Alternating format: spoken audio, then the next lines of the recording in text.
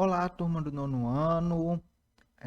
Bem-vindos à nossa terceira aula de 2022, tá bom? Na aula de hoje, sexta-feira, a gente vai falar sobre um outro assunto, tá bom?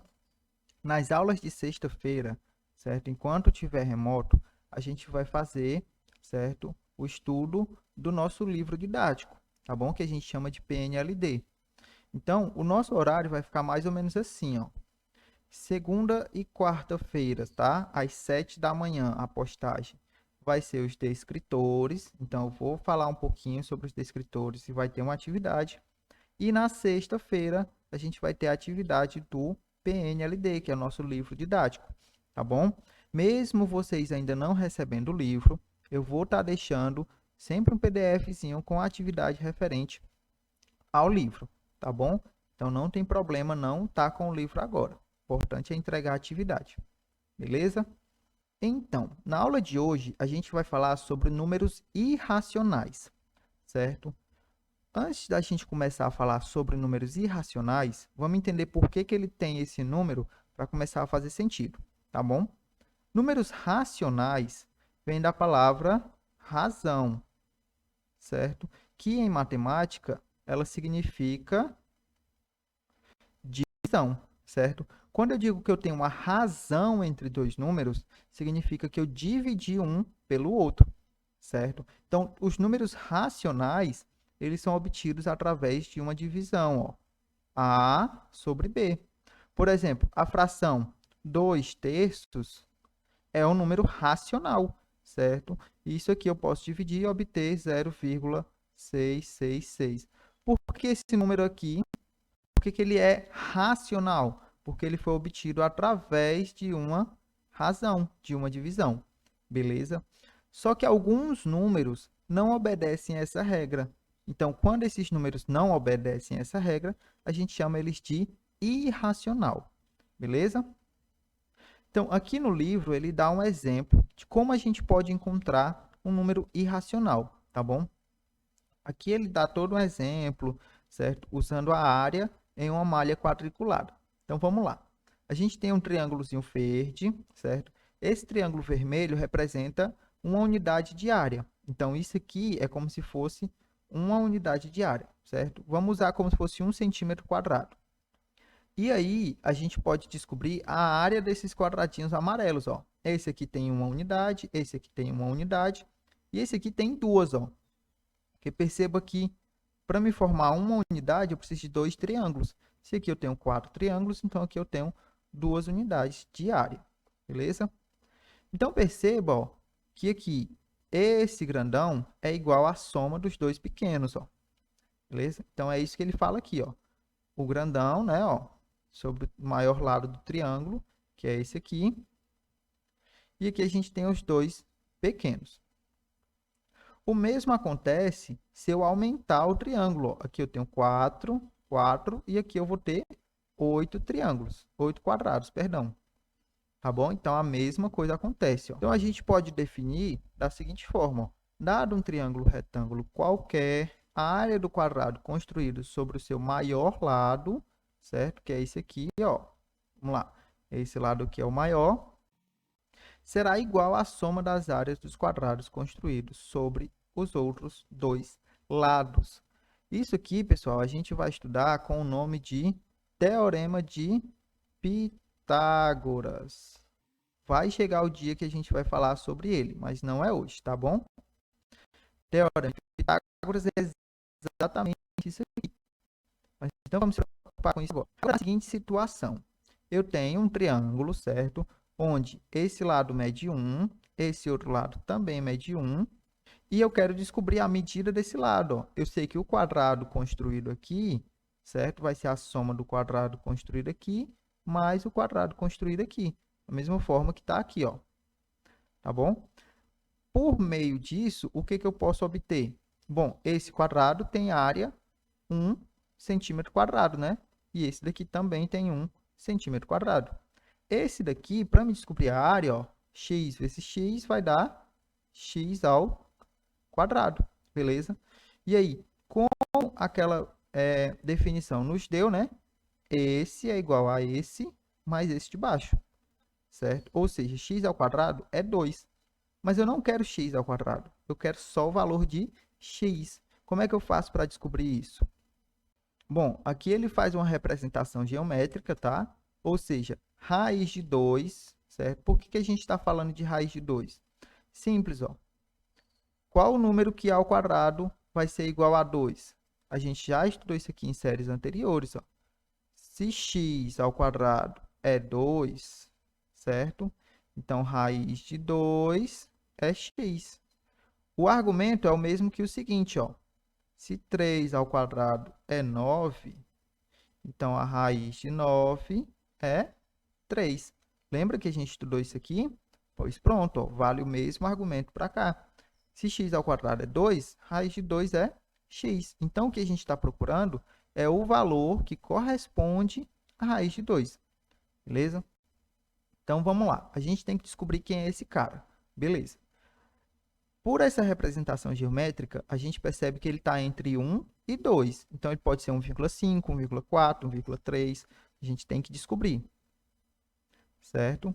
Vimos anteriormente que o maior lado mede raiz de 2 unidades. O ponto correspondente a esse valor na reta pode ser encontrado colocando a ponta seca do compasso em 0. Então, pessoal, só para a gente exemplificar, ponta seca, ó, essa ponta que fica fixa, né? E aí o grafite vai fazer aquele risquinho lá, tá bom? Para quem não conhecia um compasso, tá aí, certo? E aqui é o raio, ó, e aqui eu traço para descobrir geometricamente, mas aqui ele não dá com precisão, então vamos tentar encontrar esse número de fato, tá bom? E aqui ele faz a mesma coisa para raiz de 3. Para a gente começar a nossa busca, a gente vai fazer o seguinte, eu sei que ele é maior que 1 e menor que 2, então vou começar a procurar números aqui, ó. Então, 1 ao quadrado é 1, certo? Então, o 1 descarta. 1,1 ao quadrado é 1,21, certo? É menor que 2, então não é o número que eu estou procurando, certo? Lembra que eu quero, ó, x igual a raiz de 2, tá bom? Então, eu tenho que encontrar um número que ao quadrado vai ser 2, beleza? Ó, eu estou procurando esse cara, por isso que a gente está elevando ao quadrado aqui. Então, 1,2 ao quadrado é 1,44, ainda não é. 1,3 ao quadrado também não é. 1,4 também não é, mas está se aproximando, né? E 1,5 passa. Ou seja, o nosso x está por aqui, ó. Nosso x está entre 1,4 e 1,5, ó. É o que ele fala aqui. Então, a gente pode fazer o quê? Começar a procurar do 1,4, 1,41 ao quadrado dá esse valor e 1,42 dá esse valor. Perceba que a gente chegou bem próximo, certo?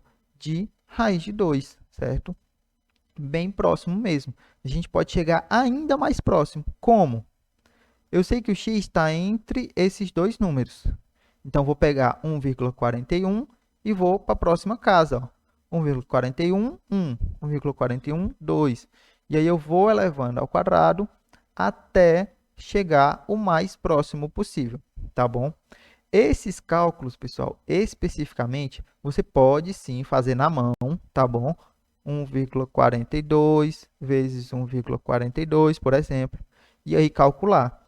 Mas o ideal, quando a gente tem cálculos assim, é fazer mesmo na calculadora, tá bom? Para a gente ganhar um pouco de tempo.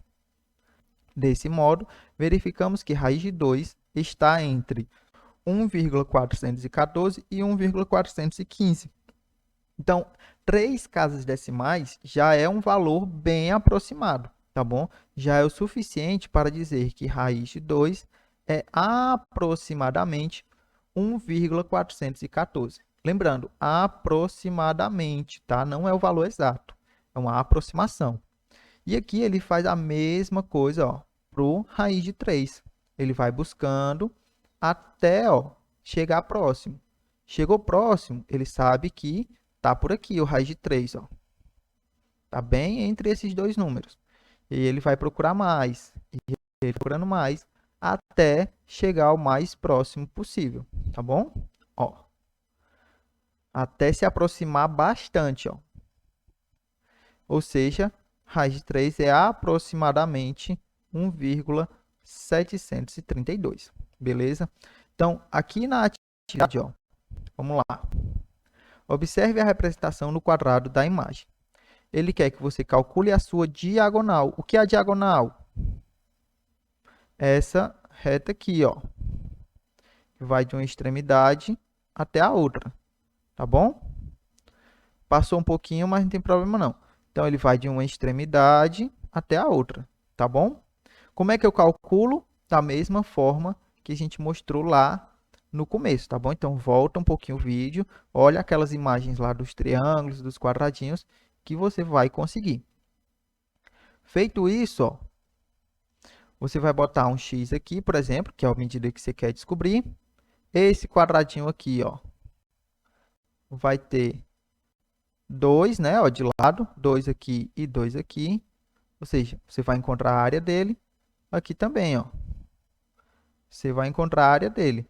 Quanto é a medida do lado? 2, né, ó, vai do 0 ao 2. E aí você faz o quadrado aqui, ó,